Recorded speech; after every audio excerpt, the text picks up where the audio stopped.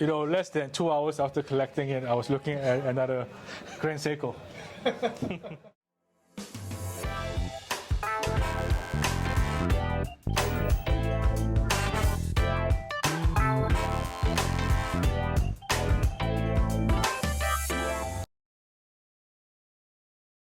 Hi everyone, welcome to our latest episode of What You're Wearing.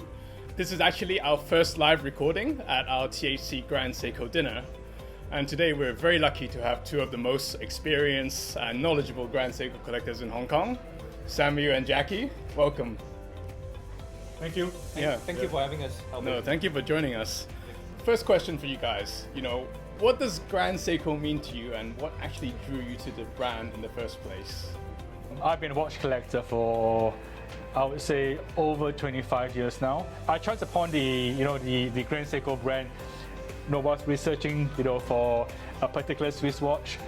I felt very intrigued in terms of the philosophy behind the Japanese style of watchmaking. I think the Taro Tanaka, grammar of design and how it filtered through from the vintage era to the modern era, that kind of it spurred some level of excitement to me, and one thing led to another, and next thing I know, I've got a fair bit of Grand Seikos in my collection. For me, it was when I was as a fresh graduate out of university back in my home country, from Malaysia, by the way. So whilst browsing some, I remember it was the Isetan departmental store in KL, Kuala Lumpur. And then when I looked at the Seiko section, then I thought, whoa, what is this Seiko? It's got a five-digit price tag on it. I didn't know Seikos could go that expensive, And then I looked at the watches, I gave it a closer look, and I realized, wow, these look very beautiful. They look pretty, really well made. And that's when I started paying attention to Grand Seiko. I was like, okay, what is this Grand Seiko? Back then, I couldn't really afford these watches yet, but then that's when I, started to, really appreciate the watches for what they are, really well-made watches. Yeah, I think the quality of Grand Seiko definitely jumps out at people, right? But when it comes to watch collecting, I think a lot of people do tend to focus on Swiss watches. But how do you compare, Japanese or specifically Grand Seiko watches to Swiss watches in your mind? And what type of qualities does Grand Seiko have that you think actually makes it stand out against Swiss watches? So I collect, let's say, Swiss watches, the PPs, APs, Rolexes as well, German Lange Glasschutz.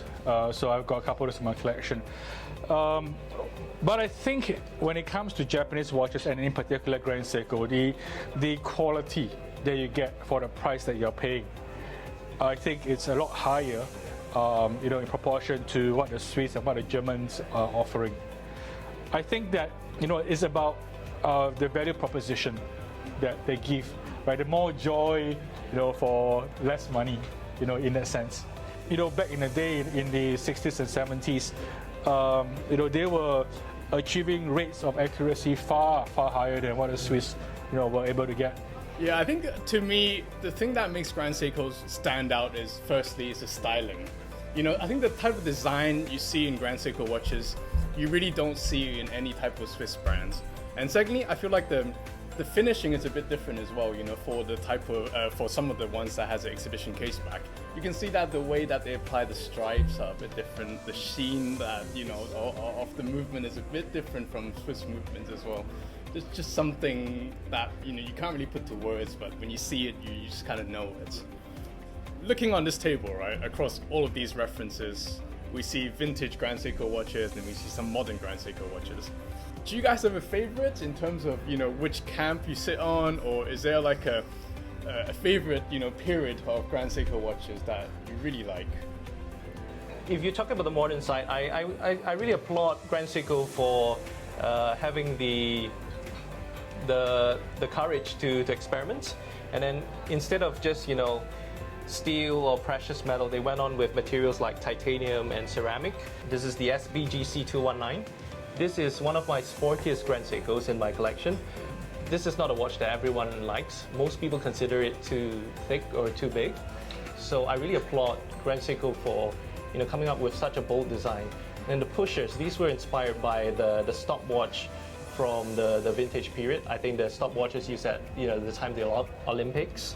So modern, I like this one, and maybe for vintage, we can pick a favorite as well. So in my collection, I really like this piece here, which is from the 45 GS series.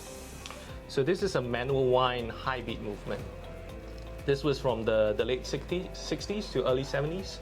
So this is an 18K solid gold case with a linen texture, and it's a time-only movement. So it's from the 45 GS series, caliber 4520.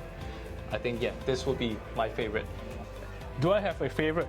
I think if I'm pushed, Yeah. to declare, it's actually not the VFA like everyone thinks it's going to be. It was actually the last, Grand Seiko mechanical that was made, but it comes with the chiseled bezel and the brigade applied numbers as well.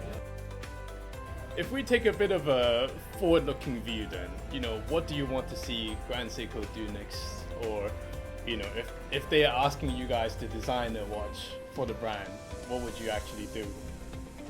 I think my answer, has been pretty much, taken care of by Grand Seiko, because they came out with the new, high beat mechanical chronograph, right? The tentograph. But I think that there are more opportunities for Grand Seiko to move beyond just the chronograph, especially with the new movements that they've come up with.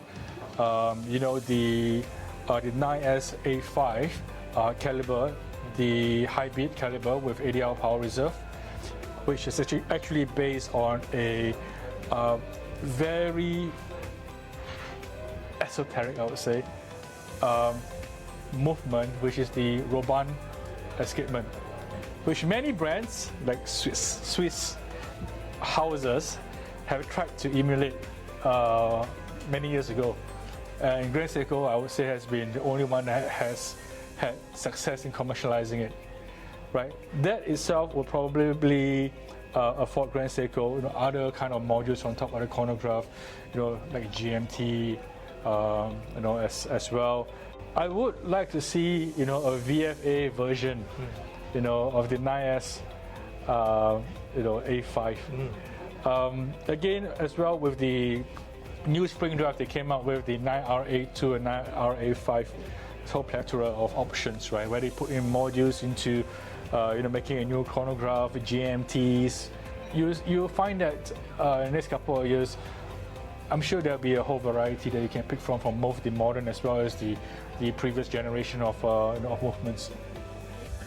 All right, so since you guys are so experienced in collecting Grand Seikos, what advice would you give to someone who's looking to start a Grand Seiko collection, or where they can read more about the brand so they can gain more knowledge to better equip themselves? My experience was, going into stores and then seeing the watches in person. No photo online, however well shot or taken, will tell you how beautiful these pieces are in the metal. You really have to see them to understand what it is all about. If you are not that fortunate to have access to, an authorized dealer where you can see these pieces in person, the next best choice is to, see if you can join a watch club like the Horology Club or watch enthusiast circles where you can, handle maybe other fellow collectors' Grand Seiko pieces if they have any. So that's another opportunity for you to feel the watches in person. I think you need to have sufficient knowledge, right, when you're looking into the Grand Seiko offerings, especially in the vintage era. So not just about sourcing the watch itself, but also understanding what are the important aspects to look out for let's say a vintage piece, the kind of conditions, whether or not you look out for watermarks in specific areas that would give you a clue how well the mechanism is maintained. When you're buying a piece like a vintage piece and you're paying like NOS kind of pricing, New old stock. Yeah, new old stock kind of pricing, you want to know that is new old stock. Finally, I just want to ask you guys one final question. What's your Grand Seiko Grail? This could be something that you already own, or it could be something that you don't own yet. But What do you think is a Grail for you, for the brand? I'm going to go for it first, and I'm going to say that there's no such thing as a Grail watch. Right? There's no last watch in your collection, and yeah, until the day that you kind of realize that either your wallet is empty or the passion is gone. Let's say I used to think that the 3-door EG would be my Grail, and you know, less than 2 hours after collecting it, I was looking at another Grand Seiko. So, is there a Grail watch? I don't believe in that phenomenon. I'm gonna go against what Sam just said and say that I argue that a Grail watch exists. The vintage 45 GS VFA will be my Grail. So this is the reference. So there are a few. There are more than one reference for the 45 GS VFA series. There was the 4580-7000, and then there's this other 45 GS VFA, which is the 4580-7010. So just a difference of one digit, and it's an entirely different case design. So those are some of the grails of vintage Grand Seiko collectors these days, simply because of how rare they are in terms of they were low in production, and also to come by an example in good condition, so decent condition itself, is even harder. So I mentioned two references just now. Those two, although very rare, are no match for this third 45 GS VFA reference I'm going to talk about, and this is what we call the Imperial VFA.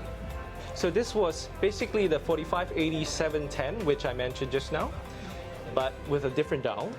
It doesn't say Grand Seiko, it just says Seiko.